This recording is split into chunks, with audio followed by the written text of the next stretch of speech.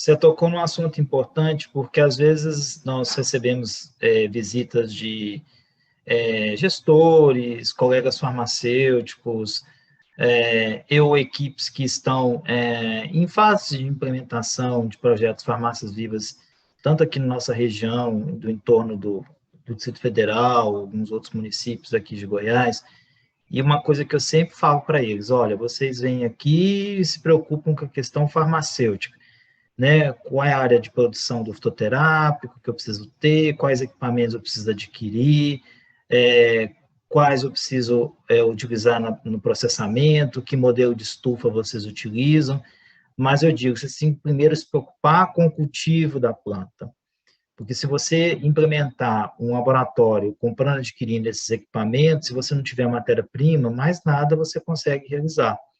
E há plantas que você tem um período de desenvolvimento demorado, né? Você não consegue plantar, por exemplo, uma área de Varronia curaçávica, Cordia verbenácea, a nossa conhecida erva baleeira, e com a nossa região aqui, em pouco tempo você já iniciar as suas colheitas, né? Mesma coisa com a aloe vera, mesma coisa com o Phoenicum vulgare, que é o fungo que nós utilizamos aqui. Então, você precisa entender que existe esse tempo necessário para que essas espécies estejam à sua disposição para o segmento de uma cadeia produtiva. Claro que nós podemos pensar na farmácia viva como elemento de acesso às informações de uso seguro de plantas ou conhecimento dessas plantas que são cultivadas, como possibilidade de aproximar a sociedade quanto à importância do uso direto dessas plantas, né? O uso das plantas no segmento das preparações caseiras, preparações extemporâneas, né? Isso também é importante a gente mencionar, que a farmácia viva também tem esse espaço necessário de ampliação das suas funções Uhum. no eixo da saúde. Então, quando a gente quando a gente recebe pessoas aqui, a gente sempre diz isso, olha, existem as 8 plantas que nós utilizamos como matéria-prima de produção de soterápicos e outras que vocês vão encontrar aqui, que são plantas para educação e saúde, para conhecimento, para ampliação das informações a respeito do uso adequado, ou mesmo para identificação das condições que elas estão sendo cultivadas aqui na nossa região. Então, isso é necessário. A parte de produção de boas práticas agrícolas, eu vejo como um grande desafio ainda, Daniel, porque nós temos uma RDC que dispõe sobre as boas práticas no eixo da farmácia viva, que o Ceará chama de eixo 3, né, que é o eixo da produção do fitoterápico em si, mas que demandam, como eu comentei, uma oferta de matéria-prima bastante significativa, dependendo do que realmente você vai transformar em produto final.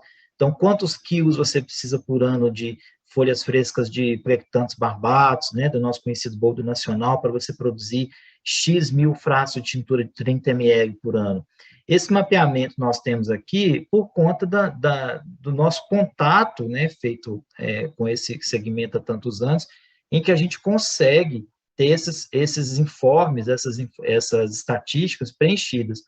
Mas se você for para a parte agronômica, às vezes me perguntam, mas quanto eu preciso plantar, qual é a área que eu preciso plantar de boldo, para eu conseguir colher essa quantidade de folhas que você mencionou, que são colhidas por ano, e que possibilitam produzir tantos mil frascos de 30 ml dessa tintura por ano. Nós não temos essa informação para passar, justamente Uhum. porque nós estamos sentindo essa falta aí de supervisão técnica na parte agronômica das farmácias vivas. Nós estamos dentro de um sistema público de saúde, dentro do SUS, de uma Secretaria de Saúde, e nós não temos o agrônomo dentro desse universo de profissionais que atuam aqui.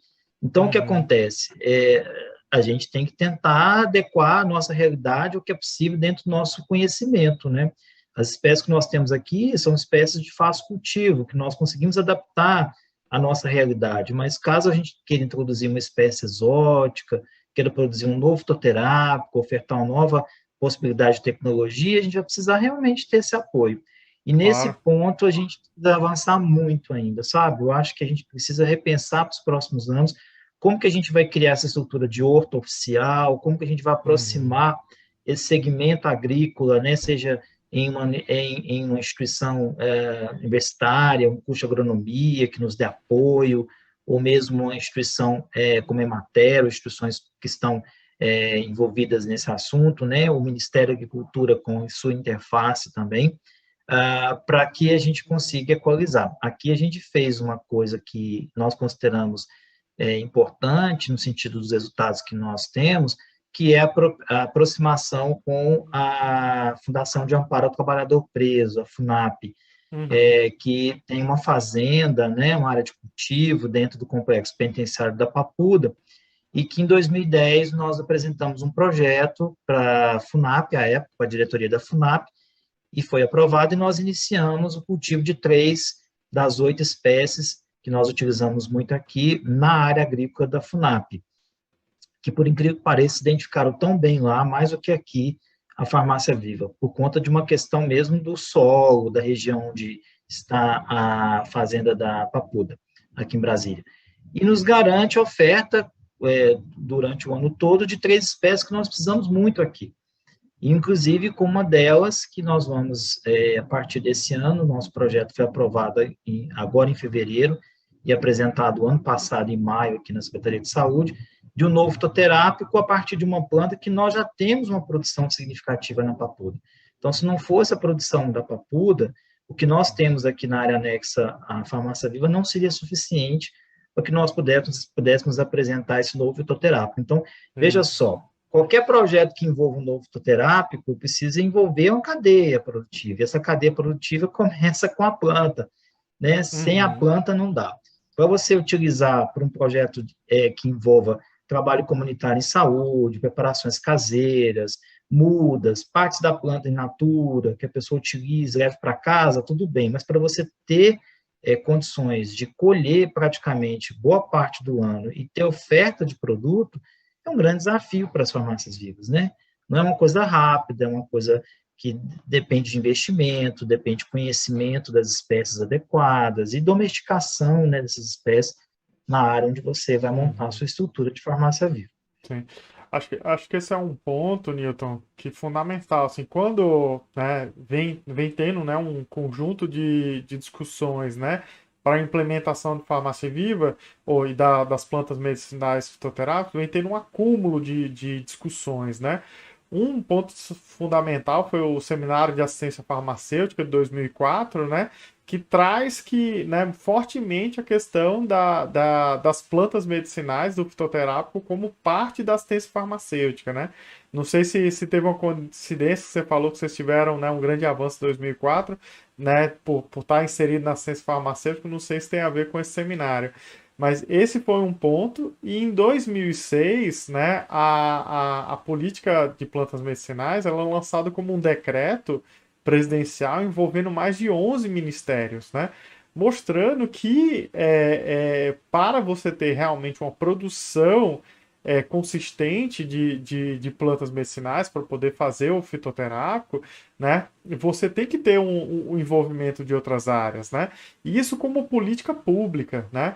Então, assim, eu acho que o serviço de farmácia viva, né, que está na área da saúde, né, na Secretaria de Saúde normalmente, né, e deve estar por causa do farmacêutico, né, por causa da produção do medicamento, do acesso às unidades, é o lugar que ele tem que estar, é importante, mas tem que ter, pensando na construção de um projeto como uma política pública, o envolvimento de outras áreas, né? Então, por exemplo, normalmente as secretarias estaduais ou municipais têm lá a Secretaria de Agricultura, né? Que deveria, dentro das suas responsabilidades, por exemplo, né?